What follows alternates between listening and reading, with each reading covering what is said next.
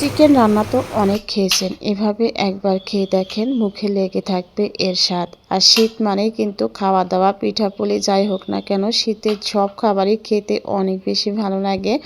আর আমরা যেহেতু বাঙালি মানুষ, বাঙালিরা কিন্তু ওজন যতই বাড়ুক না কেন, 60, 70, 80 কেজিও যদি হয়, তারপরেও আমরা কিন্তু খাওয়া বাদ দিই না। যত যা কিছুই খাই না কেন, দেখা যায় যে ভাত না খেলে পেটই ভরে না। তো কথা বলতে বলতে আমি কিন্তু গুঁড়ো মশলাগুলো দিয়ে দিলাম। এখানে আমি এক চামচ করে ধনিয়া গুঁড়ো, জিরে গুঁড়ো, হলুদ গুঁড়ো, শুকনো মরিচের গুঁড়ো সব কিছুই আমি এক চামচ করে দিয়েছি। আর একটুখানি এলাচ গুঁড়ো দিয়েছি, 1 চিমটির মতো হবে। আর আমি দিয়েছি হচ্ছে 1 চামচ লবণ। এখন আমি নর্মাল পানি দিয়ে একটুখানি নেড়ে চেড়ে এটা রেস্টে রেখে দেব। আর এভাবে মশলা রেডি করে যে কোনো মাংস রান্না করেন না কেন, খেতে অনেকটা দেখা যায় যে আমরা যে পাটায় বেটে মশলাটা বেটে যে রান্না করি, ঠিক অনেকটাই ওরকম লাগে। মানে মশলাটা সুন্দরভাবে সেট হয়ে যায়। তারপরে যখন কষিয়ে রান্না করা হয়, তরকারির টেস্টটা অনেক বেশি ভালো আসে। তো এটা থাক, আমরা এখন রান্নার প্রিপারেশনে চলে আসছি।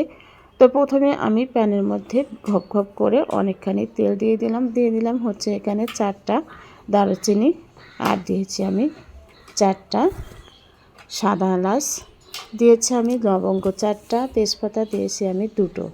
আর এখানে কুচানো পেঁয়াজ দিলাম বেশ অনেকখানি, প্রায় হাফ কাপের একটু বেশি হবে। আর মাংসর তরকারিতে পেঁয়াজটা কিন্তু একটু বেশি দিতে হয়, তাহলে খেতে ভালো লাগে। আর পেঁয়াজটা কম দিলে খুব একটা বেশি ভালো লাগে না খেতে। আর এখানে আমি রসুন বাটা দিয়ে দিলাম হচ্ছে 2 চামচের মতো। আর এখানে আমি আদা বাটা দিব হলো 1 চামচ।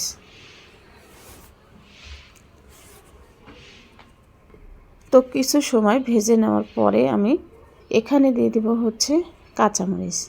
তো কাঁচামরিচটা দিয়ে আমি কিছু সময় ভেজে নেই। একটু কালার যখন চেঞ্জ হয়ে আসবে, তখন আমি সেই মশলাটা এর মধ্যে দিয়ে দেব, যে মশলাটা আমি রেডি করে রেখে দিয়েছিলাম। এখন মশলাটা দিয়ে ভালো করে কষিয়ে নেব। আর যে কোনো মাংস রান্না করেন না কেন, মশলাটা যত ভালো করে কষিয়ে নেবেন, মাংসর টেস্টটা কিন্তু ততটাই ভালো আসে। সেটা হোক গরুর মাংস, খাসির মাংস বা মুরগির মাংস। তো তেলটা কিন্তু উপরে উঠে আসছে, আমার মশলাটা একদম কষানো হয়ে গেছে। এখানে আমি দিয়ে দিব হচ্ছে ব্রয়লার মুরগির মাংস। ব্রয়লার মুরগির মাংস কিন্তু এমনিতে অনেকেই খেতে চায় না। তো এইভাবে একবার রান্না করে দেখবেন, সবাই চেটেপুটে খাবে। আর ব্রয়লার মুরগির মাংস রান্না করার আগে 20 থেকে 30 মিনিট আগে একটু লবণ দিয়ে মেখে তারপরে ধুয়ে রান্না করবেন, দেখবেন যে অনেক বেশি ভালো লাগে। আর ব্রয়লারে কিন্তু একটু গন্ধ থাকে না, খেতেও অনেক বেশি মজা হয়। তো মাংসটা আমি ভালো করে কিন্তু কষিয়ে নেব। আর মাংস যত ভালো করে কষাবো, এটা খেতে ঠিক ততটাই ভালো লাগবে। আর আজকের মাংসটা আমি কিন্তু একটু শুকনো করে রান্না করব, খুব বেশি ঝোল রাখবো না। আর ব্রয়লার মুরগির মাংসটা কিন্তু খুব বেশি ঝোল রাখলে খেতে ভালো লাগে না, তাই আমি অল্প ঝোলে আজকে রান্নাটা শেষ করব। তো দেখতেই পাচ্ছেন আমি ভালো করে কিন্তু একটু সময় নিয়ে কষিয়ে নিচ্ছি।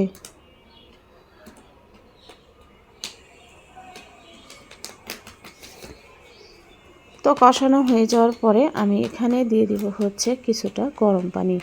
যে কোনো মাংসের মধ্যে যদি আমরা গরম পানিটা ইউজ করি, তাহলে মাংসের টেস্টটা অনেক বেশি ভালো আসে।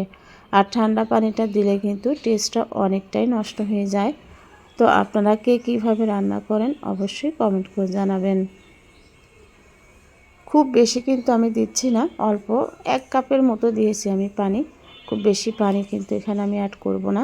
এরপরে আমি 15 থেকে 20 মিনিটের মতো একটু ঢেকে রান্না করব। মানে এটুকুতেই আমি রান্না শেষ করব, আর পানি কিন্তু আমি দিচ্ছি না। তো চলে আসছি আমি 20 মিনিট পর। আমার রান্নাটা কিন্তু রেডি, আমি বাটিতে ঢেলে নিচ্ছি, যেহেতু দুপুরবেলা খাওয়া হবে। আর দেখেন দেখতে কতটা লোভনীয় হয়েছে, খেতেও কিন্তু অসম্ভব মজা হয়েছিল। রেসিপিটা যদি ভালো লাগে লাইক শেয়ার কমেন্টস করবেন, আমার চ্যানেলটা সাবস্ক্রাইব করে সাথেই থাকবেন। ধন্যবাদ সবাইকে এতক্ষণ আমার সাথেই থাকার জন্য। Tata, bye bye.